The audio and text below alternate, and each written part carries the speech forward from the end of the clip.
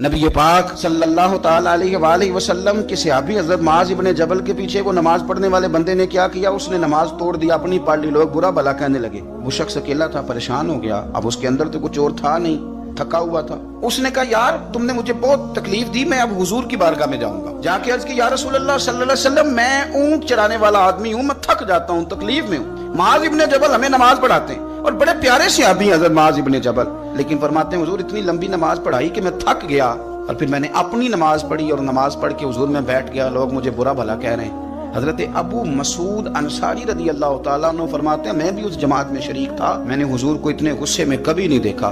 फरमाया, बुलाओ ना मुआज़ इब्ने जबल को। हजरत मुआज़ इब्ने जबल आए तो हुजूर फरमान, ये लफ्ज है हदीस के। हुजूर फरमाने लगे, किसने इजाजत दी इतनी लंबी नमाज पढ़ाने?